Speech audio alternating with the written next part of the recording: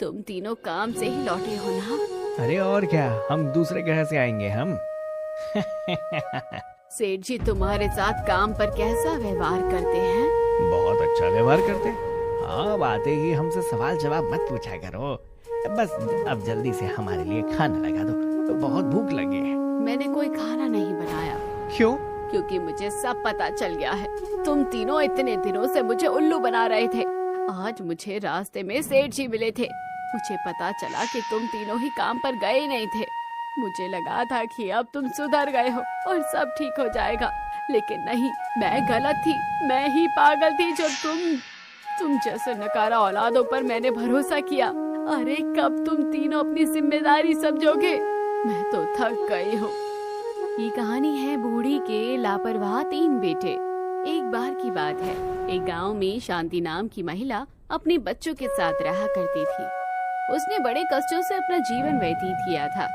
कुछ समय बाद ही शांति के पति का देहांत हो गया था, इसलिए घर की सारी जिम्मेदारी शांति के कंधों पर आ गई थी। उसने खूब मेहनत करके जैसे तैसे अपने बच्चों को पाल पोस कर बड़ा किया था। एक सुबह, अरे नलायको उठ जाओ, सूरज भी बिल्कुल सर पर चढ़ गया है। अरे माँ, सोने दो ना, सूरज घर के बाहर ही तो है ना, घर के अंदर थोड़ी ना आया है। अरे देखो तो जरा, अरे नलायको उठ जाओ, इस तरह कब तक सोते रहोगे? सुबह के 11 बजे थे और शांति अपने तीनों बेटों को उठाने की कोशिश कर रही थी, लेकिन कोई उठने का नाम नहीं ले रहा था। तब गुस्से में जाकर शांति एक बाल्टी पानी भर कर लाती है और तीनों के ऊपर उड़ेल कर कहती है, अब तो उठना ही पड़ेगा। वहीं दूसरी तरफ तीनों लड़के चिड़चिड़ाते हुए कहते हैं, ये क्या कर दिया माँ, सुबह सुबह सोते हुए हमारे ऊपर बाल्टी भर पानी डाल दिया। अरे माँ, हाँ, हमारे बिस्तर पर ही पानी डाल दिया। अरे ये भी गीला हो गया। तो मैं भला और क्या करती? तुम तीनों उठने का नाम ही नहीं ले रहे हो। सुबह के 11 बज गए हैं, अब उठो और तुम्हें काम पर भी तो जाना है। कौन सा काम? मैंने कल बताया था ना कि मैंने सेठ जी के यहाँ तुम तीनों के काम की बात की थी और तुम पहले ही दिन लेट हो गए। सच में तुम तीनों को बिल्कुल शर्म नहीं आती। ओहो, अब सुबह सुबह काम पर जाना होगा। सुबह सुबह तो मेरा सारा मूड ही खराब कर दिया। और तुम लोग जो हर रोज मेरा मूड खराब करते हो, उसका क्या? ठीक है, अब हम उठ ही गए हैं तो हमारे लिए खाना लगा दो। नहीं, मैंने तुम्हारा खाना बांध दिया है, अब वहीं जाकर खाना। शांति उन तीनों को तैयार करके खाना देकर भेज देती है और खुद भी दूसरों के यहाँ काम करने चली जाती है। 3 नौजवान बेटे होने के बाद भी शांति दूसरों के घरों में काम करती थी, क्योंकि उसके तीनों बेटे एकदम आवारा और लापरवाह थे और कोई काम नहीं करते थे, इसलिए घर का सारा भार शांति के कंधों पर ही था। तीनों बेटे रास्ते में जाते हुए, मैं चला अपने दोस्तों के पास, हम भी घूमने जा रहे हैं। हाँ ठीक है, रात को एक साथ घर वापस चलेंगे। तीनों भाई अपने दोस्तों के पास चले जाते हैं। पवन एक दोस्त के पास जाता है। अरे रमेश, अरे भाई आ गए तुम, मुझे लगा आज तो तुम नहीं आओगे। नहीं भाई, माँ है ना, सुबह सुबह उनकी वजह से ही लेट हो गया। अरे ये माँ बाप ना ऐसे ही होते हैं, हम बच्चों को चैन से जीने ही नहीं देते। तूने बिल्कुल सही कहा, अभी हमारी उम्र ही क्या है, अब से पहले हमें काम करने के लिए बोलते हैं। ये जिंदगी तो ऐश करने के लिए मिली है, गधों की तरह मेहनत करने के लिए थोड़ी। भला काम करने से क्या फायदा ही होगा। तभी वहाँ उनका दूसरा दोस्त श्याम आ जाता है। तुम दोनों कभी नहीं सुधरने वाले ना। अरे श्याम, तुम भी आ गए? हाँ भाई, मैं आ गया और मैंने तुम दोनों की बातें सुन ली। तुम दोनों कितने खुदगर्ज हो ना, सिर्फ अपने भले के बारे में सोचते हो, दूसरों से तुम्हें कोई लेना देना नहीं। तुम अपने माता पिता के बारे में ऐसी कैसी बातें कर सकते हो यार, जिन्होंने तुम्हें इतने कष्टों से पाल पोस कर इतना बड़ा किया। अरे तुम्हारा तो फर्ज बनता है कि इस उम्र में उनकी सेवा पानी करो और उनके सारे काम करो, लेकिन तुम दोनों उनकी आंखों में धूल झोंक कर बस इधर से उधर घूमते रहते हो। लो, फिर से इसका ज्ञान शुरू हो गया। अब जब देखो बस ज्ञान ही देता रहता है ये। देख भाई, अगर तुझे हमारे साथ नहीं जाना तो मत चल, लेकिन हमें यहाँ बेवजह का ज्ञान देने की जरूरत नहीं है। इतना ही ज्ञान देने का शौक है तो जरा बाबा बन जा। तुमने बिल्कुल सही कहा रमेश। बाकी दिन तो पूछने के बाद ज्ञान देता था, आज तो हमने इसे कहीं जाने को पूछा भी नहीं, उससे पहले ही इसने ज्ञान दे दिया। अरे वो ही तो नहीं चाहिए हमें, हर रोज ऐसा बेवजह का ज्ञान। तुम्हें आज जो बेवजह का ज्ञान लग रहा है ना, कल को तुम्हें भी यही बातें सही लगेंगी, लेकिन तब तक देर हो चुकी होगी और तुम बहुत पछताओगे। और पवन, तुम तो सबसे बड़े बेटे हो ना, तुम्हें तो कम से कम अपनी जिम्मेदारी समझनी चाहिए। और तुम्हारे दोनों भाई वो भी गलत संगत में फंसे हुए हैं। अरे तुम अपने साथ साथ उन्हें भी बिगाड़ रहे हो। बस बस बस, अब बहुत हुआ है। हमें क्या करना चाहिए और क्या नहीं, ये हमें तुमसे जानने की जरूरत नहीं है। तुम जाकर अपना वही रोज की तरह बकवास काम करो, हम तो चले घूमने। अरे हाँ भाई, चल यहाँ से सुबह सुबह दिमाग की खोटी करने आ गया। इतना कहकर रमेश और पवन दोनों वहाँ से चले जाते हैं। वहीं दूसरी तरफ दोनों बेटे, देख भाई, मैं तो सिर्फ 100 रुपए की शर्त लगाऊंगा। हाँ, क्योंकि आज हमारे पास सिर्फ इतने ही रुपए हैं। अरे कोई बात नहीं, तुम चिंता मत करो, मेरे पास 100 रुपए हैं, इसमें तो काफी लॉटरी टिकट आ जाएंगी। हाँ सही कहा, क्या पता इस बार हमारी किस्मत ही चमक जाए, इसमें से कम एक लॉटरी की टिकट तो हम जीत ही जाएंगे।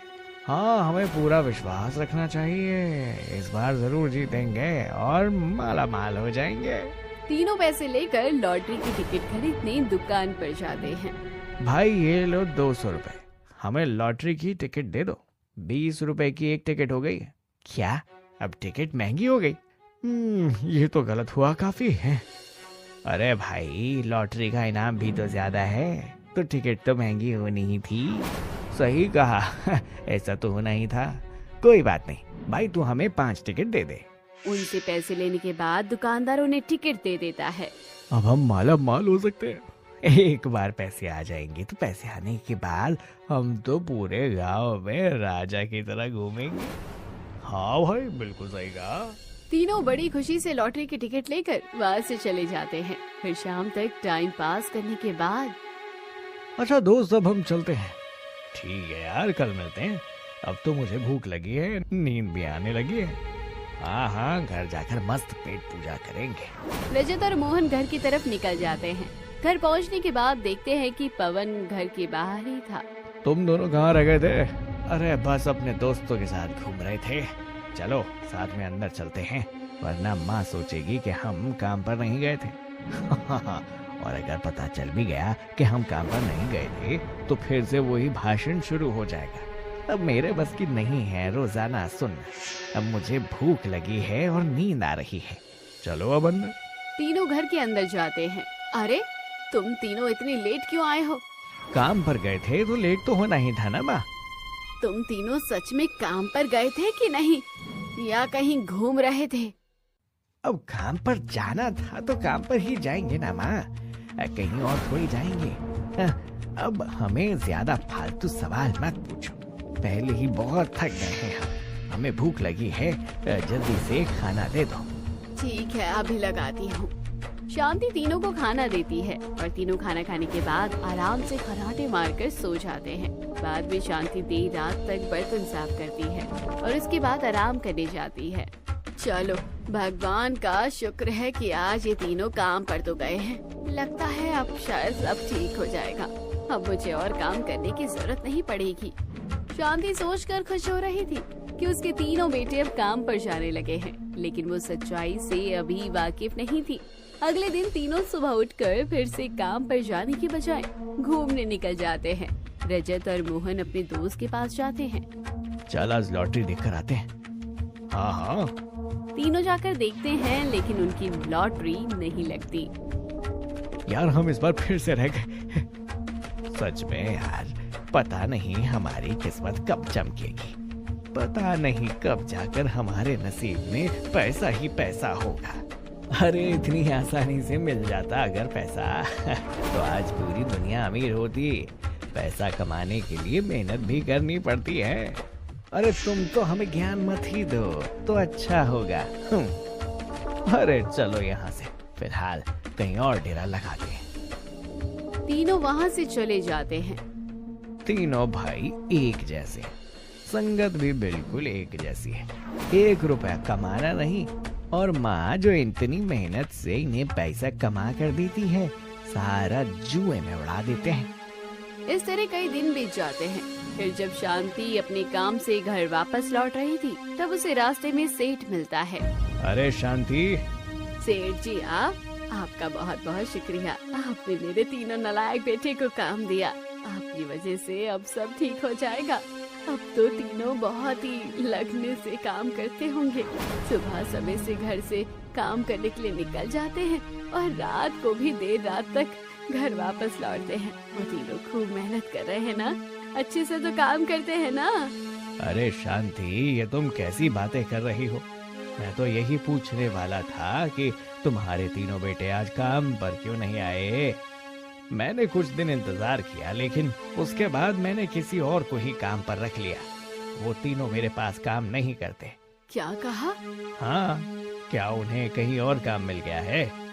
कोई बात नहीं, चाहे कहीं भी काम करें, कम से कम वो काम तो कर रहे हैं, ये बहुत बड़ी बात है। सेठ वहाँ से चला जाता है और ये सब सुनकर शांति बहुत हैरान थी। तब वो अपने घर पहुँचती है और तीनों के आने का इंतजार करती है। तुम तीनों काम से ही लौटे हो ना? अरे और क्या, हम दूसरे ग्रह से आएंगे हम। सेठ जी तुम्हारे साथ काम पर कैसा व्यवहार करते हैं? बहुत अच्छा व्यवहार करते हैं। हाँ, अब आते ही हमसे सवाल जवाब मत पूछा करो। बस अब जल्दी से हमारे लिए खाना लगा दो, बहुत भूख लगी है। मैंने कोई खाना नहीं बनाया। क्यों? क्योंकि मुझे सब पता चल गया है। तुम तीनों इतने दिनों से मुझे उल्लू बना रहे थे। आज मुझे रास्ते में सेठ जी मिले थे। मुझे पता चला कि तुम तीनों ही काम पर गए नहीं थे। मुझे लगा था कि अब तुम सुधर गए हो और सब ठीक हो जाएगा, लेकिन नहीं, मैं गलत थी। मैं ही पागल थी जो तुम जैसे नकारा औलादों पर मैंने भरोसा किया। अरे कब तुम तीनों अपनी जिम्मेदारी समझोगे? मैं तो थक गई हूँ। देखो माँ, अब भी हमारे पास पूरा जीवन पड़ा है। अब से पहले इतनी भड़क क्यों लेनी? तुम हो ना, कुछ काम तो कर ही लेती हो, बस और क्या चाहिए। हाँ हाँ माँ, ये मेहनत मजदूरी हमसे नहीं होती। अरे लेकिन तुम चिंता मत करो, हम जल्दी ही अमीर बन जाएंगे। उसके बाद तुम्हें सारे सुख मिलेंगे। अरे नलायको, अमीर बनना इतना आसान नहीं होता। तुम क्यों नहीं समझते? इतने ऊँट हो रहे हो, लेकिन फिर भी बुद्धि बिल्कुल नहीं है। तुम्हें शादी भी तो करनी होगी। ऐसे करोगे तो कोई तुम्हें अपनी लड़की नहीं देगा। देखो माँ, मैं बहुत थक गया हूँ। अब ये सब क्लेश करने की जरूरत नहीं है। जब शादी होनी होगी, हो जाएगी। एक बार हमें अमीर तो होने दो, फिर सब हो जाएगा। अगर खाना बना है तो ठीक है, अरे वरना चलो, मैं तो चला सोने। हाँ, मैं भी जाता हूँ। वैसे भी शाम को पकोड़े बहुत खा लिए थे। तीनों शांति को छोड़कर अकेले सोने चले जाते हैं। शांति की आंखों में दर्द भरे आंसू थे। उसका दिल दुख रहा था, लेकिन वो अपना दर्द किसी को बयां नहीं कर सकती थी, क्योंकि उसकी औलाद ही उसका ये दर्द समझ ही नहीं रही थी। तब शांति फिर से तीनों से बात करती है। देखो, मेरे पास कुछ जमा पूंजी है। अगर तुम कहीं काम नहीं कर सकते तो कम से कम अपनी एक छोटी सी दुकान खोलकर उसी को अच्छे से चला लो। वहाँ तो तुम्हें कोई भी काम नहीं करना होगा। हाँ ठीक है, तुम हमें पैसे दे देना, हम अपनी दुकान खोल लेंगे। शांति अपने बच्चों की रग रग से वाकिफ थी। वो खतरा मोल नहीं लेना चाहती थी, इसलिए उन तीनों को पहले थोड़े ही रुपए दिए। तुम पहले एक दुकान किराए पर लो, उसके बाद सोचते हैं कि क्या करना है। माँ, तुम हमें एक साथ ही सारे पैसे दे दो ना। नहीं, पहले दुकान किराए पर तो लो। शांति उन्हें दुकान के लिए पैसे देती है, लेकिन आदत से मजबूर तीनों सारे पैसे जुए में उड़ा देते हैं। शांति ने हर संभव प्रयास किया, लेकिन तीनों में कोई बदलाव नहीं आया। एड़ी चोटी का जोर लगाने के बाद भी अब वो शांति ने हार मान ली थी। वो अब गुमसुम रहने लगी थी और अब उसकी तबीयत भी ठीक नहीं रहती। एक दिन, अभी तक खाना नहीं बनाया? बेटा, मेरी तबीयत खराब है। तुम ही खाना बना लो, मैंने सुबह से कुछ नहीं खाया है। मैं कैसे खाना बना सकता हूँ, मुझे तो आता ही नहीं है। ओहो, सारा मूड खराब कर दिया।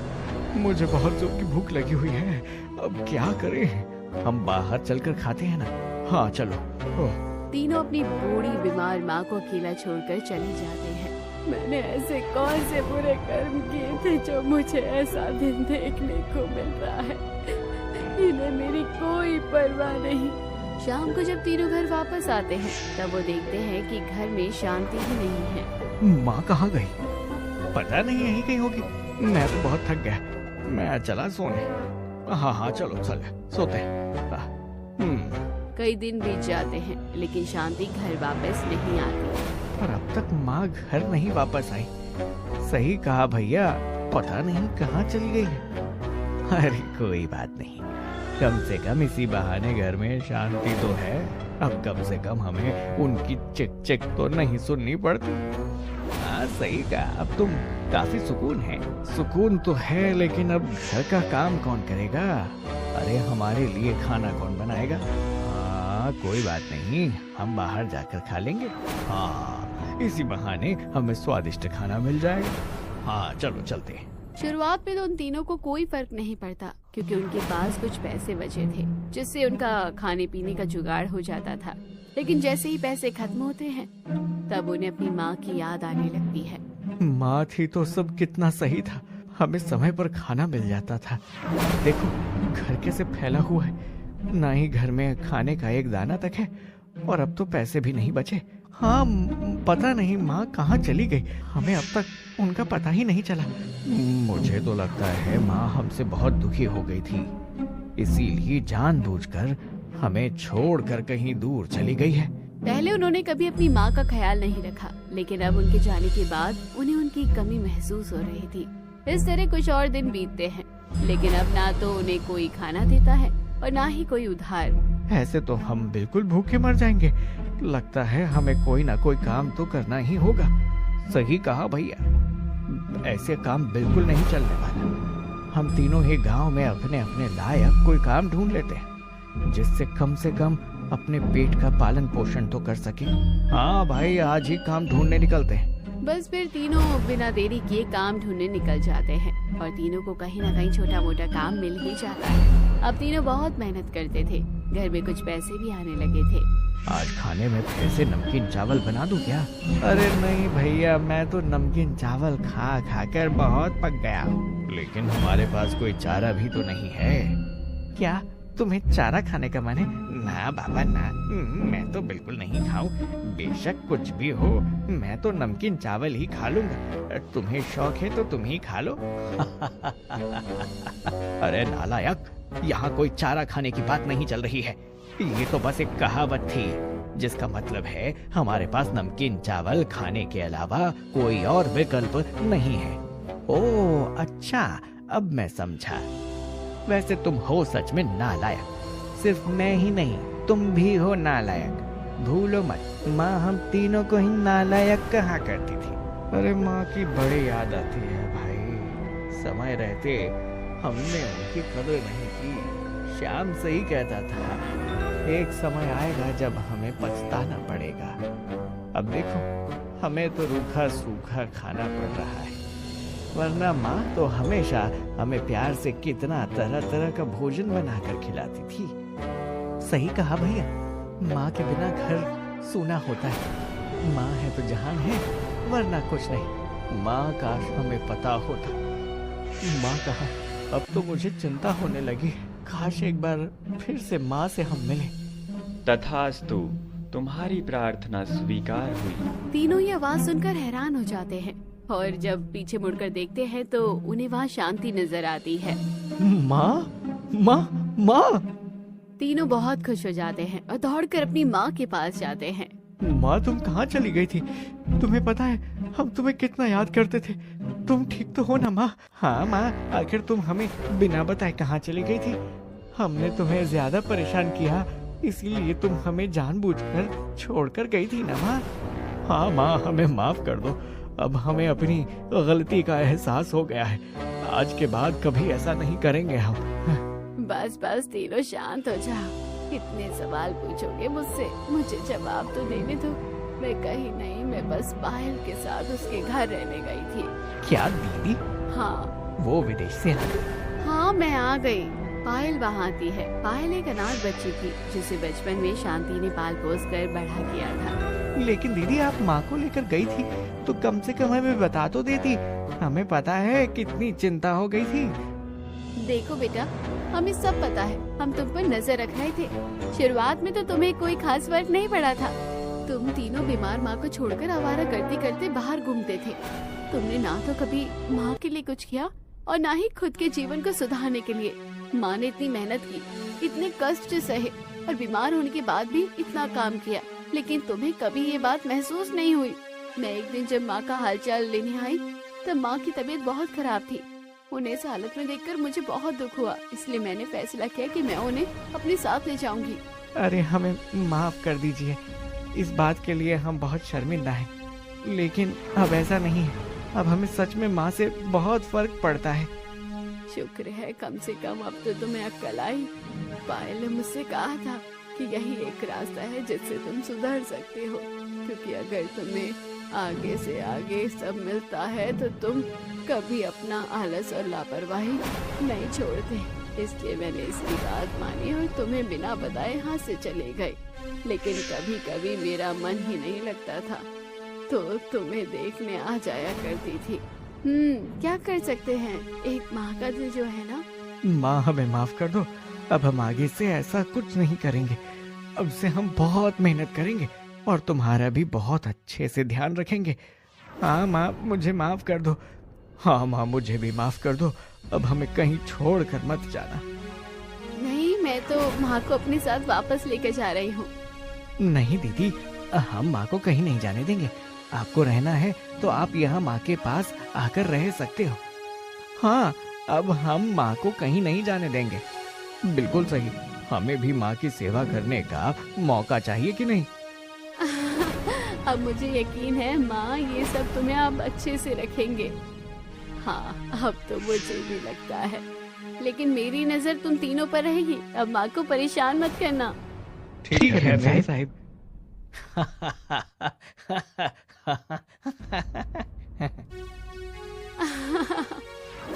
इसी प्रकार कहानी भी यहीं खत्म हुई। कैसी लगी कमेंट बॉक्स में जरूर बताइए। चैनल को अभी तक सब्सक्राइब नहीं किया तो जरूर कर लीजिए।